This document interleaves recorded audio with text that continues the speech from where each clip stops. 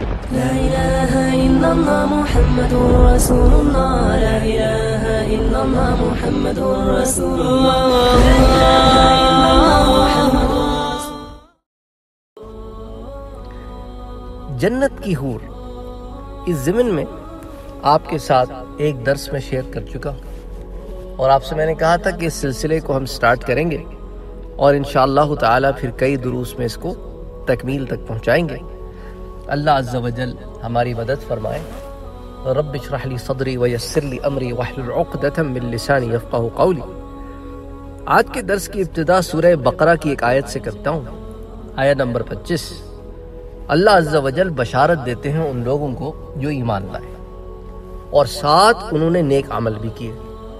تو یہ دونوں چیزیں بہت بڑی شرط ہیں۔ بہت سارے لوگ کیا کہتے ہیں، کہتے بھی ہیں، سمجھتے بھی ہیں اور کرتے بھی ہیں کہ ہم ایمان لے آئے تو بس کافی ہے۔ ایمان تو لے آئے ہو، پھر اس پہ استقامت، اور استقامت جو ہے وہ اللہ عز و جل عمل سے نصیب فرماتے ہیں۔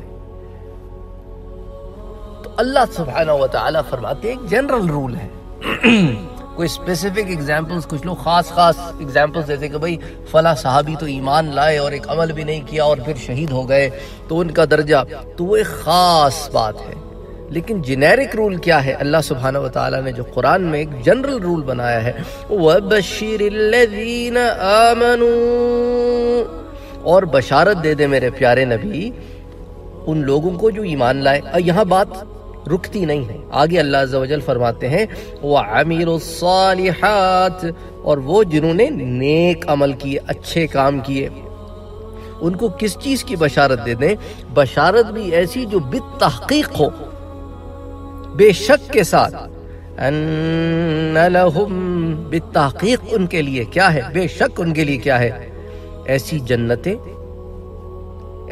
جنتیں کہ جن کے نیچے باغ ہیں، ایسے جن کے نیچے نہریں بہتی ہوں گی، اور اس میں وہ کھائیں گے اور پھل کھائیں گے، اور جب پھل کھائیں گے اس کے تو کہیں گے یہ تو وہی ہیں جو ہمیں اس سے پہلے دیے گئے تھے۔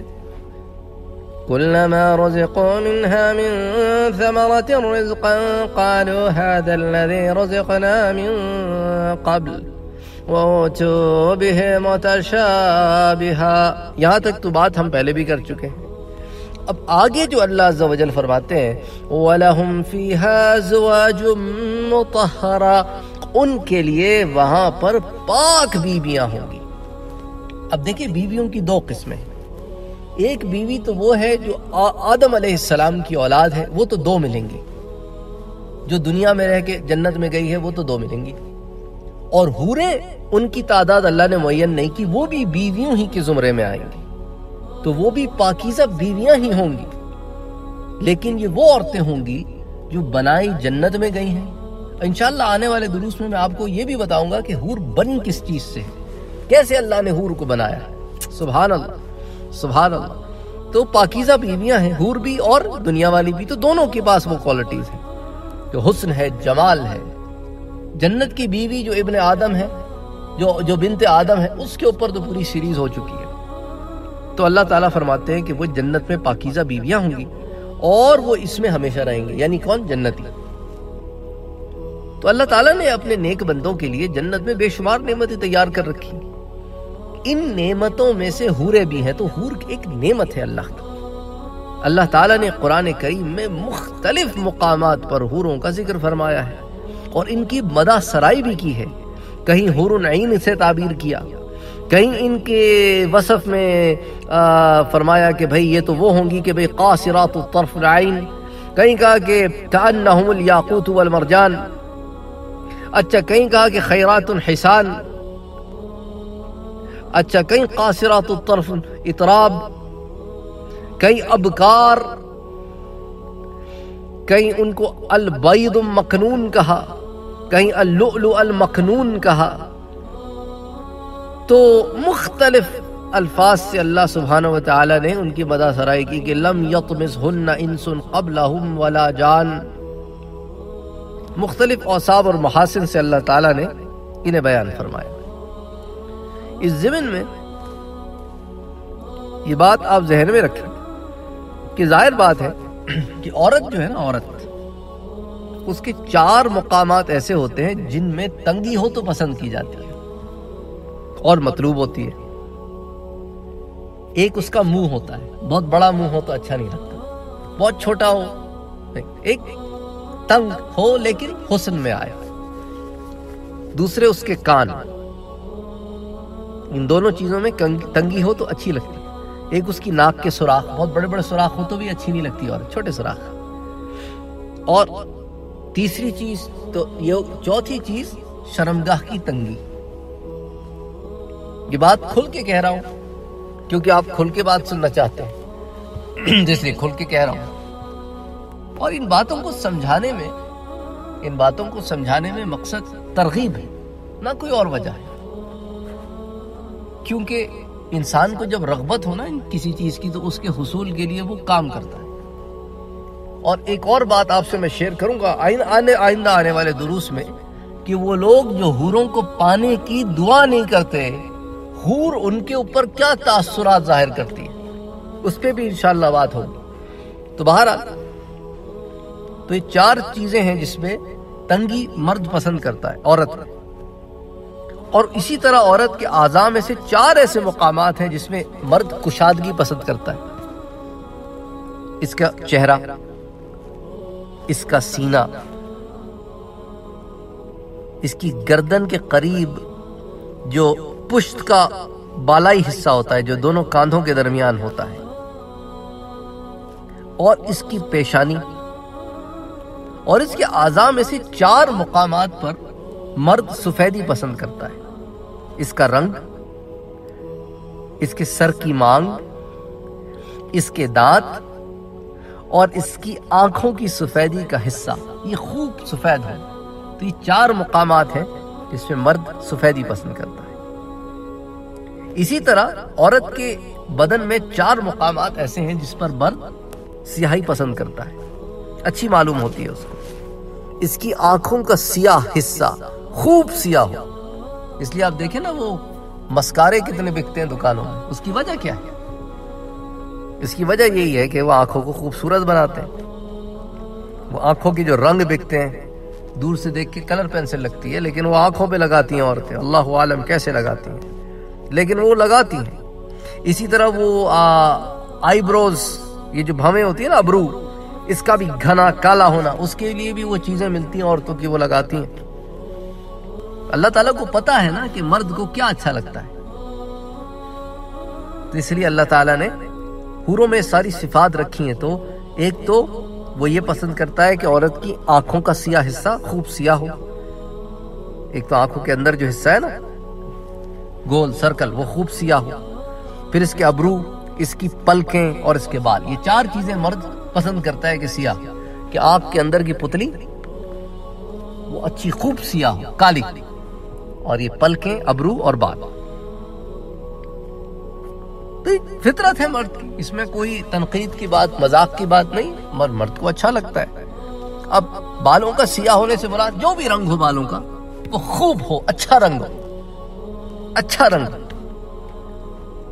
اچھا، اسی طرح عورت کے بدن میں 4 مقامات ایسے ہیں جس پر مرد باریکی چاہتا ہے۔ اور یہ تمام خصوصیات میں آپ کو کیوں بتا رہا ہوں؟ کیونکہ اللہ تعالیٰ نے یہ تمام خصوصیات حوروں میں رکھی ہیں، اس لیے تفصیل سے بتا رہا ہوں، اور کوئی مقصد نہیں ہے۔ اس کو کوئی اور رنگ نہ دیں آپ خدا کے لیے، یہ بڑا مسئلہ ہوتا ہے۔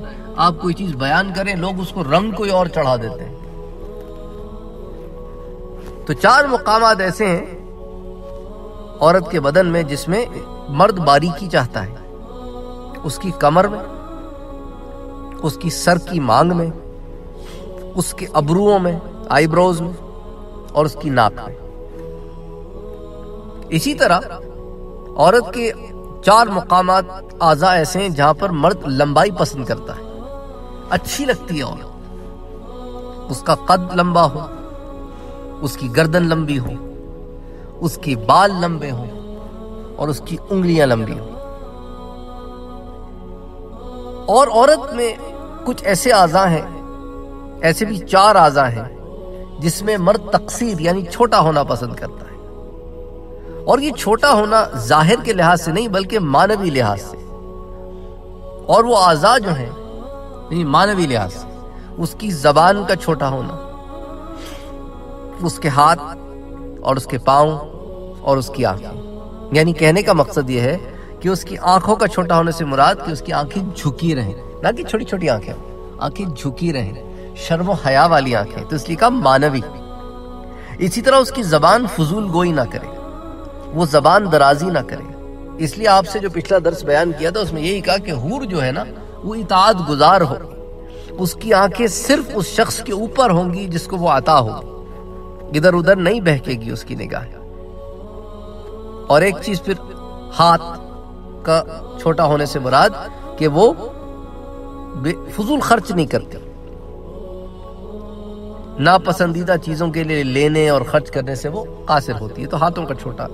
اور پاؤں بہت کم گھر سے باہر نکالتی ہے، سارا وقت بازاروں میں پھرنے کا شوق اسے نہیں ہوتا کہ بس شاپنگ کراؤ، باہر لے کے جاؤ، بازار لے کے جاؤ، گھماؤ پھراؤ.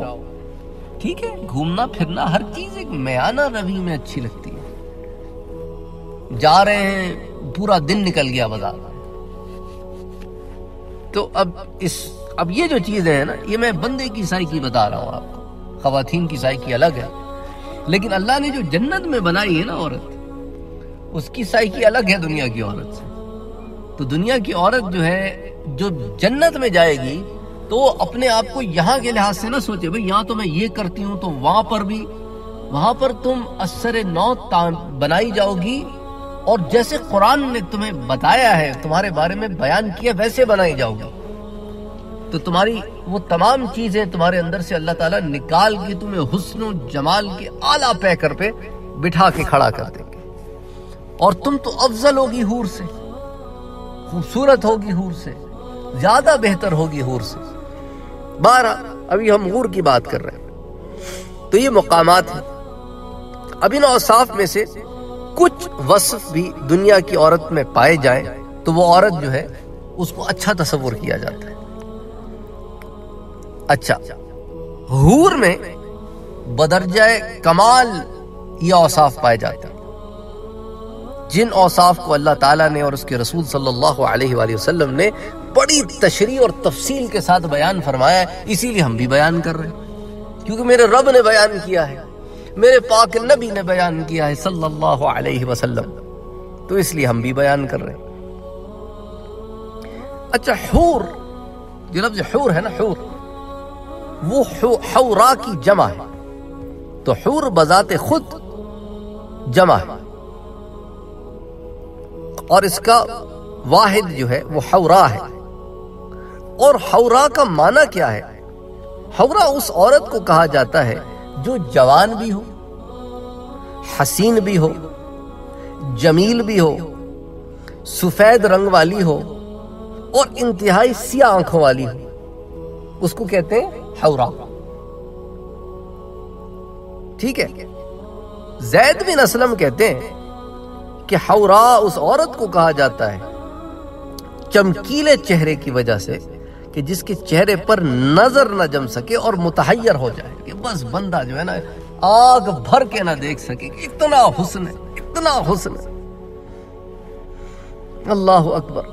حضرت مجاہد رحمت اللہ علیہ کہتے ہیں، جو مشہور تابعی ہیں، حضرت عبداللہ ابن عباس کے شاگرد ہیں، وہ کہتے ہیں کہ حورا اس عورت کو کہتے ہیں جس کی نرم جلد اور رنگت کی صفائی کی وجہ سے نظر تحیر میں آ جائے.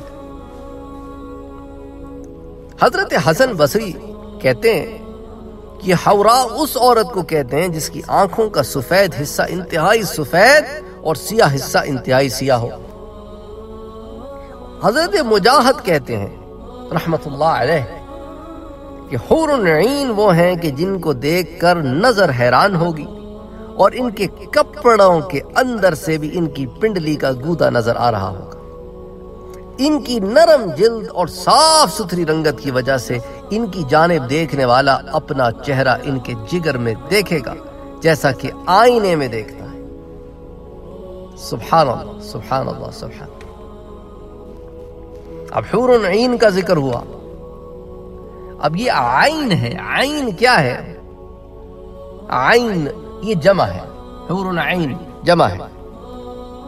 اس کا واحد عینا ہے. عینا، عین یا نون الف حمزہ عینا.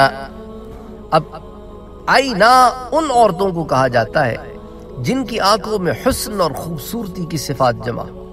تو عین کہتے ہیں نا عربی زبان میں آنکھوں کو، عین آنکھوں، اعین الناس اعین. تو اب عین جو حور عین والا ہے وہ خود جمع ہے اور عینا جو ہے اس کا واحد ہے. حضرت مقاتل کہتے ہیں کہ عین خوبصورت آنکھوں والی عورت کو کہتے ہیں.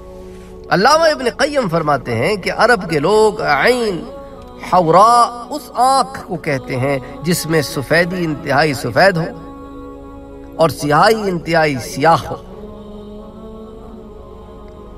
تو اللہ تعالیٰ نے حوروں کی تو بہت تعریف کی ہے قرآن میں. کہیں قاصرات الطرف کہا، کہیں اطراب کہا، کہیں حور عین کہا. پھر انشاءاللہ تعالیٰ پھر ایک ایک بات پہ پھر بات ہوگی. آج کے درس ہم یہیں روکتے ہیں، پھر اگلی دفعہ انشاءاللہ تعالیٰ پھر قاصرات الطرف اور اطراب اور عرب اور کواعب اور خیرات الحسان ان کے اوپر انشاءاللہ بات کریں گے کہ ان کا کیا مطلب ہوتا ہے. وما علینا الا البلاغ.